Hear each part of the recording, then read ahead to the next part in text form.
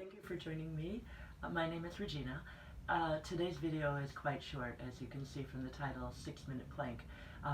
All we're doing today is plank, and we're holding it for an extended period of time.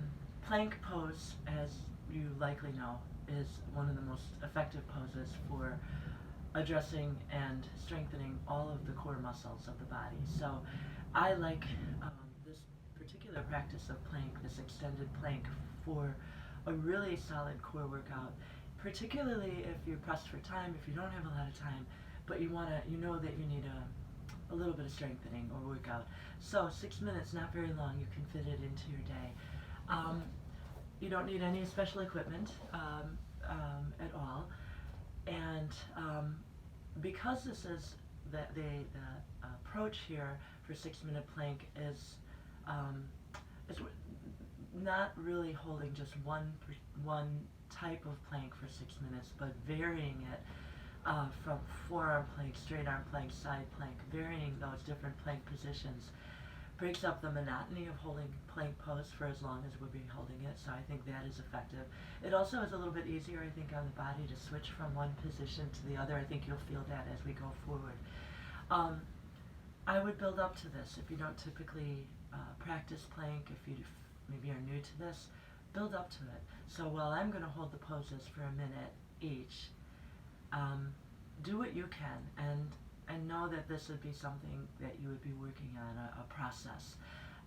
So if you want to do each of the poses that I'm moving in and out of for 15 seconds or 20 seconds, 30 seconds, whatever you want, then do that. But keep track of where you're at as you progress along, so that you can see that you're getting stronger. Challenge yourself. Any type of practice requires breath and awareness. So turn the TV off, turn your phone off, so that you're not distracted, and take your time, really paying attention to your form. Good form, always. I'm a big stickler for that, as you should be. You want to keep your body safe in whatever your movements are, and breath. So if you practice yoga, you know about breathing through the nose, and if you don't practice yoga, I'm going to recommend do your best to pay attention to how you're breathing. Breathe well. Breathe through your nose if you can. Relax your tongue. These are things I'll say as we move forward, but relax your tongue.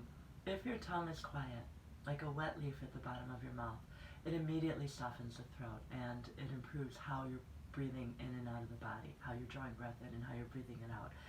Additionally, the breath helps to calm the nervous system. So when your mind starts to say, no, I've had enough, I don't want to do this, I'm fatiguing, I hate this, which it may say all of that, come back to your breath as your support. Let it be what holds you up, what buoys you. It does make a difference. It calms the nervous system, and that's a big deal. So we're going to go forward. I have my watch. I'm going to keep an eye on my second hand, and we'll get going. So get on into position. We'll come onto hands and knees. I would like you to align your wrist to your shoulders, spread your fingers really wide, have them wide, and step back your feet into plank position. Fingers are spread wide. Use all of your hands. Lower your hips, and then we'll begin here. I've aligned my shoulders above my wrists. I have my fingers spread wide. I'm reaching through the crown of my head, and at the same time, I'm driving back through the heels. So I want you to imagine I have my hands on your heels, and you don't want them there, and you're pushing back into my hands. Press back through your heels, and when you do that, then lift up your thigh bones, not your hips, but the thigh bones. Engage your quads. Keep the quadricep muscles, the thigh muscles really strong. Now hug up your belly, so the core muscles all engaged. It's not just the shoulders that are doing the work here. You want to avoid dropping your head. Keep your head reaching forward, relax your face, and breathe your breath through the nose. When you're on your hands, it may feel like you're putting a lot of weight on the heel of your hand. Press your fingers into your space, into your floor, and into your mat. Press your fingertips as well, so you're using all of the hand, and spread your fingers wide. That's a minute already in straight arm plank. We're going to come now to forearm plank. Come down to your forearms. You can interlace your fingers or keep your hands separated. Press back through the heels, lift up your belly. You're going to shake. I'm already shaking, and I do this pretty often, so it's not unusual to shake. Breathe well. Reaching back through the heels, that action is ongoing again. Consider the opposing actions. As you're pushing back through the heels, you're also extending your line forward, so reaching through the crown of your head. So again, avoid dropping your head. Breathe. We want to avoid letting the hips drop. I'm exaggerating that, but careful of that. Keep the hips lifting, draw up your belly. If you drop the hips, it's hard on the shoulders, it's hard on the back.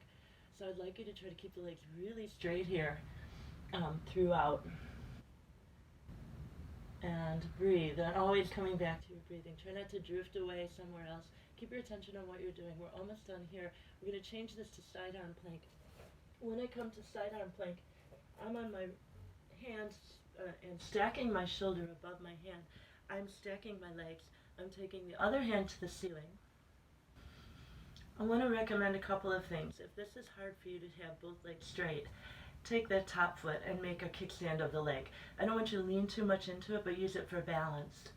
In either case, whether your legs are stacked or not, engage your legs just like you've been doing. So tighten up your thighs. Flex your feet a lot so the ankles are very stable. Spread your toes, whether you have that kickstand leg or your legs are stacked. You want to keep the feet really flexed. Feel your stacking order. I have to look at the clock because it feels like a long time. Feel your stacking order. You want ear over ear, shoulder over shoulder, hip over hip. You want to keep that flat line. Imagine there's a piece of fabric in front of you and one behind you, and you're trying not to touch into it. So you don't want your hips to go back or your head to go forward too much. Coming to the other side, shift it over.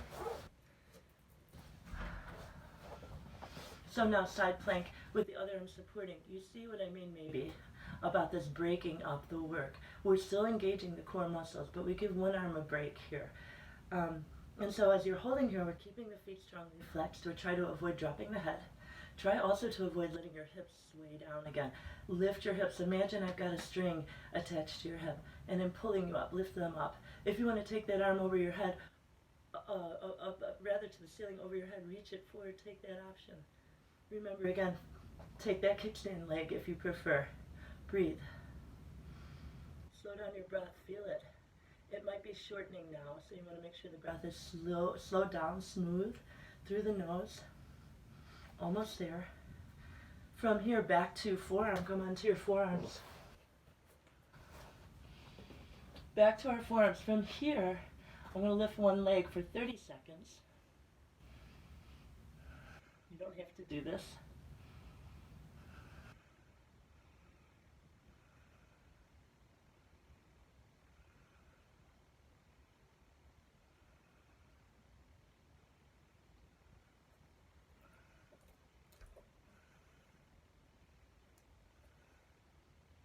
And now the other leg for 30 seconds. Squeeze your belly and breathe. Try not to drop your head. Try not to drop your hips. You see that we're already 5 minutes, almost 5 minutes into this. Well done.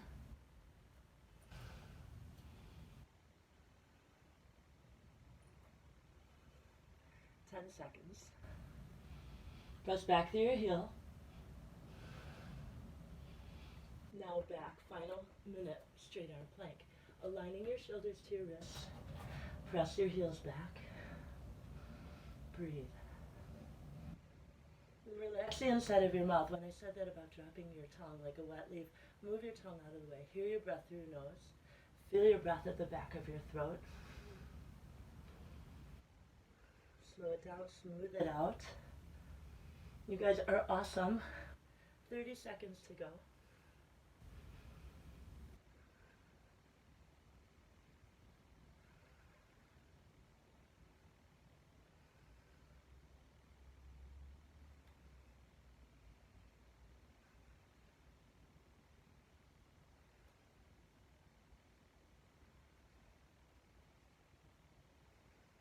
And done.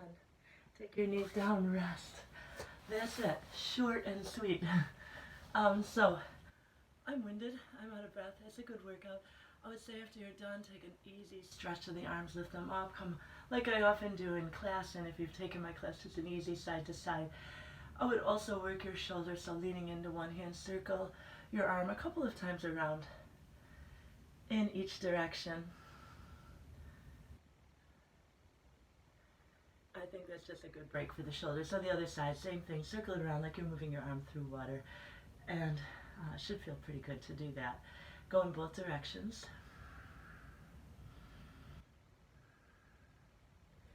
And then release. Lastly, as I often do, we'll stretch the hands, interlace your fingers, palms forward, push straight away. And as you're pushing your hands forward, pull the fingers back unless it hurts. Round your back a little bit, reach your back to the wall behind you, press your hands forward. And then angle your arms down towards the floor a couple of inches. Come up tall. And release. We are finished. I thank you so very much for coming and joining me. I hope this is useful to you. And be well, be safe, be peaceful. Thank you.